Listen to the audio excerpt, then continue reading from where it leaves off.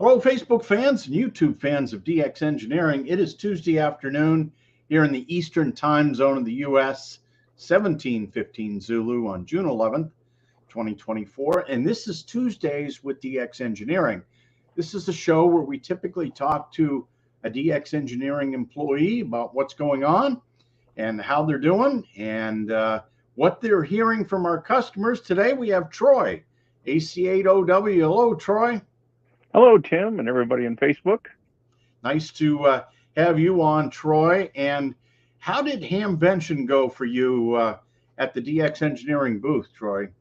I'll tell you, I was just overwhelmed with Hamvention this year. We had a section of the booth that I was manning that was committed to portable operations, and that area was just swamped all weekend long. Well, let's talk about portable operation. That's one of your expertise. You're a subject matter expert on the on portable operations. And why don't you talk about some of the new products that we have that specifically address portable operations? Well, Tim, as a lot of our customers saw at Hamvention, we have two complete Go Box setups.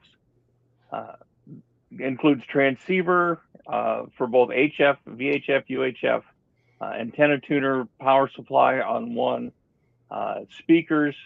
You could literally be operating out of this box every day on your desk in your shack, and you need to go mobile. You disconnect two antennas and one power connection and take it into the field with a battery, and you're all set to go. No gathering parts from here, there, and everywhere. It's all completely self-contained. And then the other thing that we have is we have just recently released some POTA packs. They're backpacks that, again, have everything you need to go out and operate POTA. Battery, antenna, transceiver, it's all in there. You don't have to worry about getting out there and forgetting a connector, forgetting a cable. We've got it all put together for you.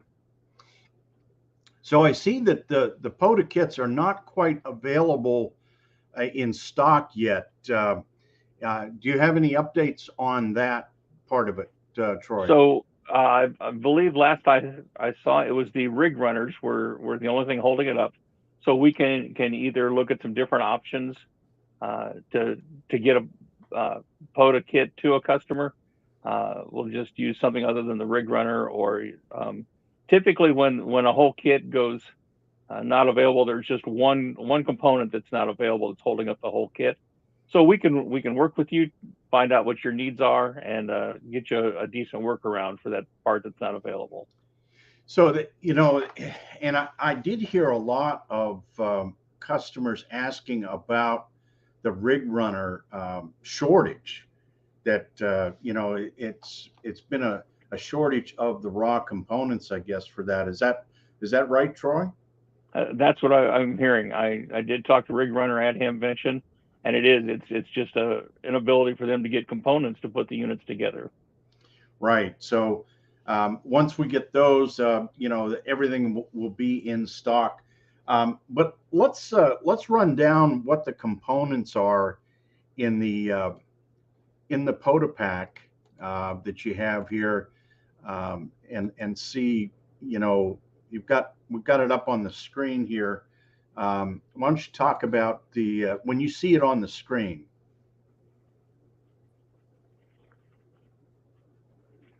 There we go. Okay. So this particular one was put together with the ICOM 705, great little QRP rig. And if you haven't operated QRP, I would just encourage you to do so. Anybody can operate a legal limit and make contacts. It takes some finesse and some skill to get there with QRP. And so, but the 705 is there with the Chameleon Left's antenna. The cool thing about that antenna is it can operate either as an end-fed half wave or as a dipole. Comes with it's just a matter of where you connect your coax to, which antenna you're operating at. Includes the battery, and that battery with the 705, you could typically operate about 4 to 5 hours as it is. But let's say you wanted to be out there longer, or you didn't want to deplete the battery while you're out operating.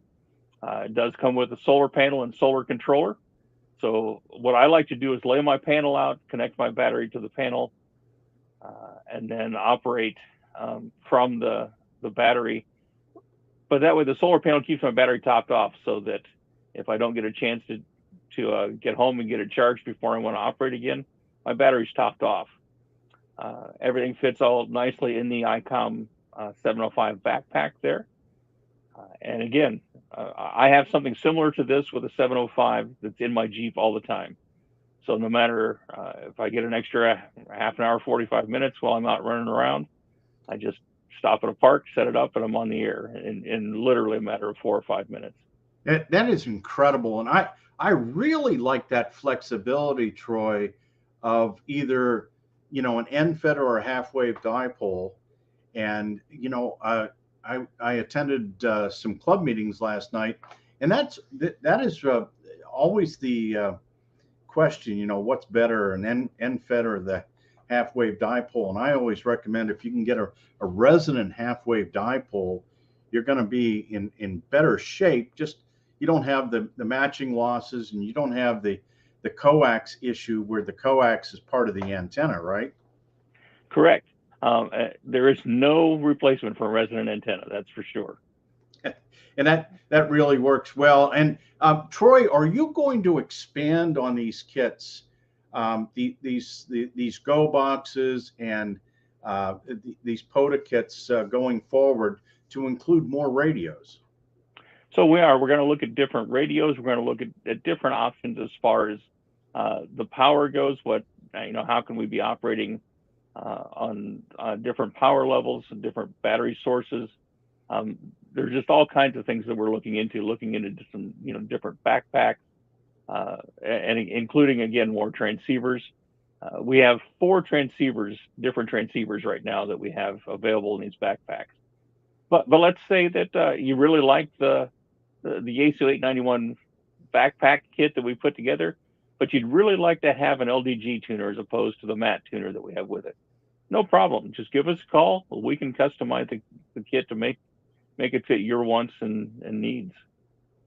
And Troy, if somebody wants to ask you a question or make a suggestion about these kits and packs, what's the best way for them to communicate directly with you?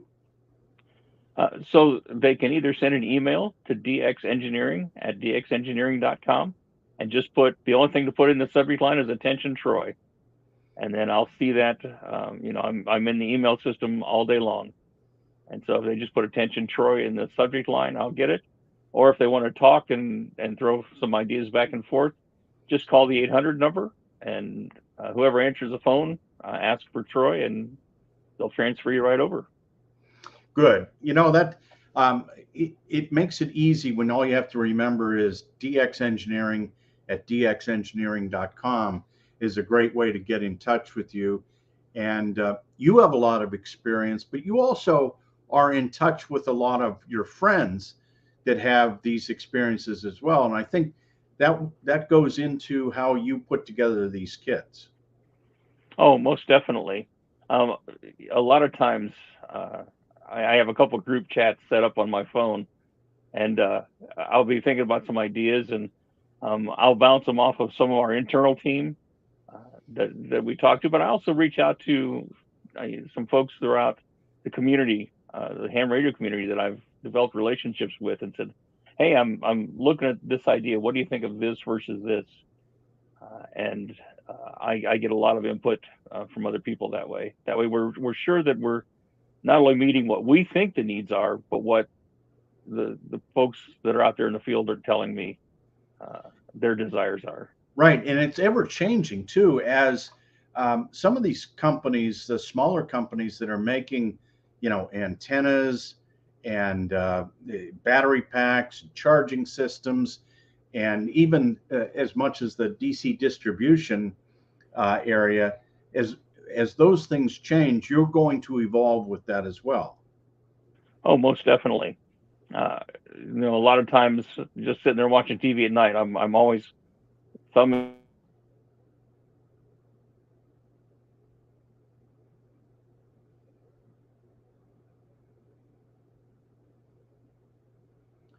Troy, did we lose you?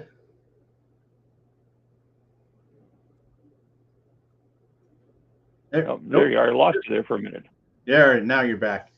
Yeah, but as the products change and things get updated, now what about ARES and some of the emergency preparations?